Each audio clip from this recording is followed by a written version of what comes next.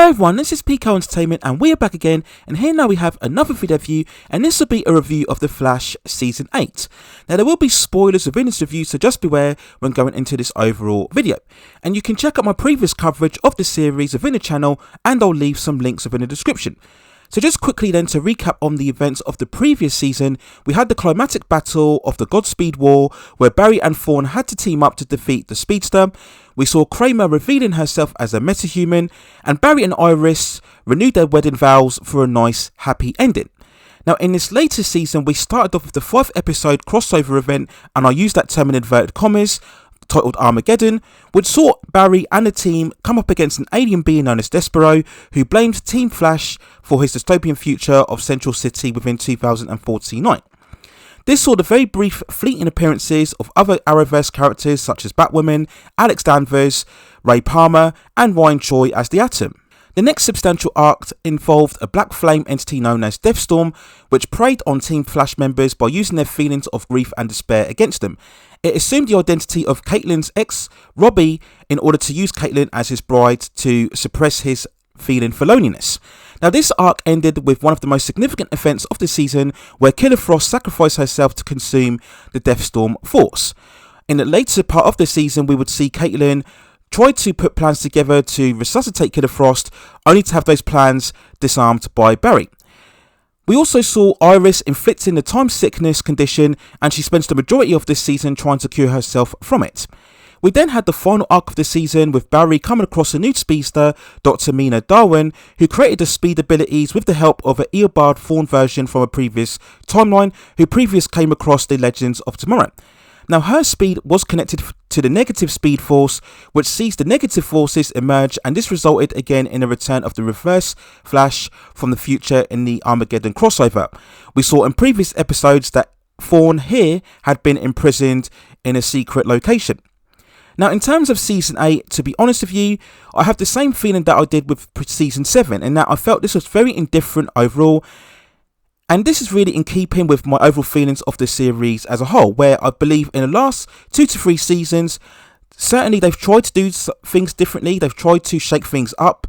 Again, they're going with the more smaller story arc method of storytelling, as opposed to having one villain dominate the entire season, and I think this was a good move, certainly after what we had with both Season 4 and Season 5. But despite all of this, they've ended up repeating a lot of the familiar beats that we've seen in previous seasons, and a majority of these story arcs just weren't that compelling, and at times it was a struggle to stay with the show throughout the season. Not because necessarily that the quality was absolutely terrible, but it just at this stage lacks a real investment or punch in terms of its overall storytelling.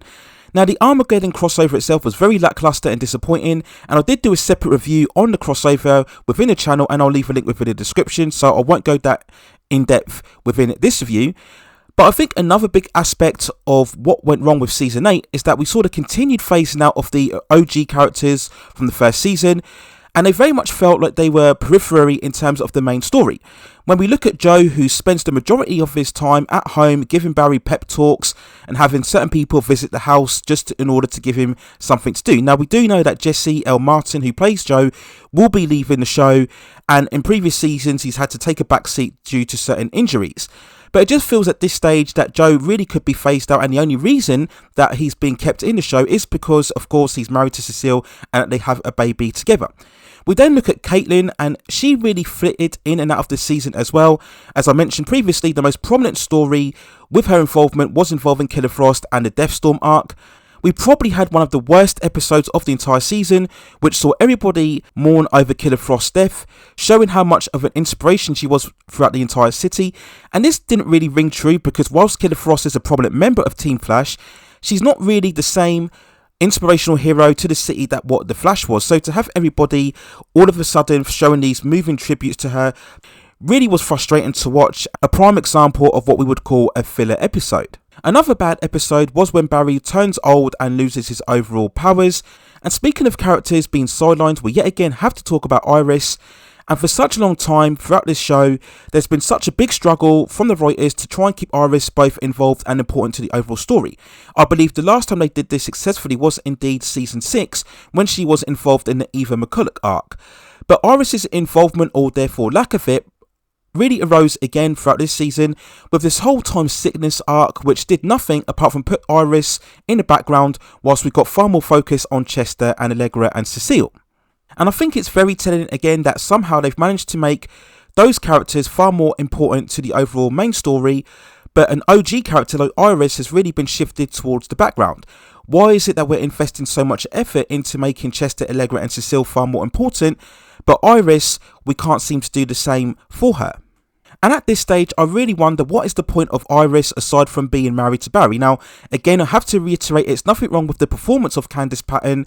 I just think it's the way that the character is being treated and the way that she's being written. We then talk about the final arc of this season, which involved, of course, the new speedster and also the negative Speed Force. And once again, as this arc continues to develop, we're just repeating the same beats as we tie in Iris's time sickness to the fact that she's got some horrible destiny ahead of her, and this once again sees herself sacrificing herself as Barry is in action during the Flash, again repeating the same narrative that we saw within season 3 and the Savitar arc. And yet again, we went back to using Eobard Thawne once more, even though Tom Cavanagh left the show, or supposedly left the show, way back in season 7. He seems to be ever present and involved as if he never left the show to begin with. And whilst I maintain, as with most people would, that Reverse Flash has been easily the best villain of the entire series, and probably the best villain of the entire Arrowverse, at the same time, what more can be done with this character? We've used him so much now, and it just seemed very repetitive once again to go back to using Eobard Thawne as we closed out the final arc of this entire season. We then talk about the season finale, which overall was a very by the numbers and very messy and chaotic episode. Lots of razzle and dazzle and sparkle on the screen, but it was very disengaging for the most part. We saw Barry defeating Thawne in his negative phase with this very bulky big black suit. It didn't look very good on Tom Cavanagh, I have to say. Everything is wrapped up very nicely and all of Team Flash go back to normal.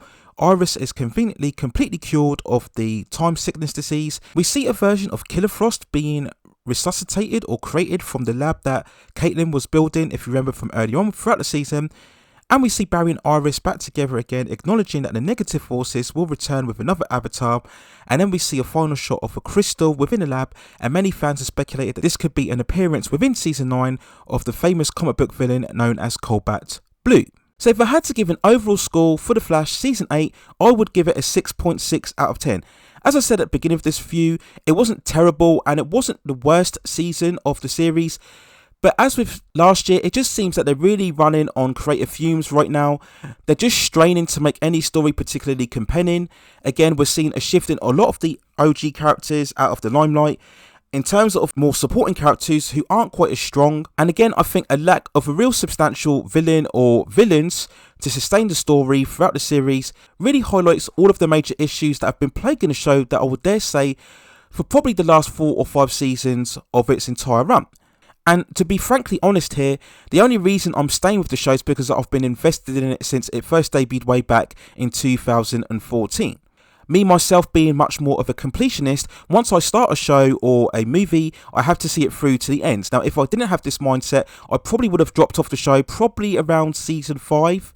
So I think it's a big effort for a lot of fans to stick with the show, and they probably want to see it through to its overall conclusion.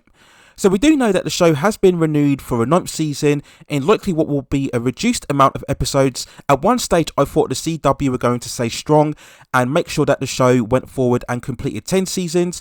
They look to really stay true and loyal to their legacy shows. We've seen this in the past with the likes of both Smallville and Supernatural, which went to 10 seasons and beyond. Arrow sadly couldn't make this distinction because Stephen Amell wanted to leave the show, as per was the same case with Melissa Benoist, who wanted to leave Supergirl after its 6th season.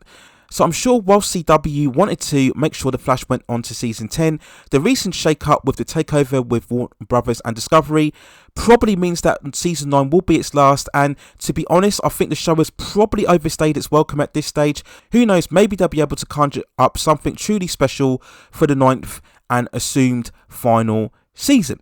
So there's my overall thoughts and feelings on the 8th season of The Flash. Let me know what you think in the comments below. And as usual, you can check out my previous coverage of the show and other shows within the Arrowverse such as Supergirl, Batwoman, Black Lightning, Superman and Lois, and also Stargirl. And I will leave some links within the channel so you can check that coverage out at a later date. Please also hit and like the subscription and notification buttons so I can provide you with more high quality content like this in the future. But that's it for now. Take care of yourselves, stay safe distances, and I will see you very, very soon.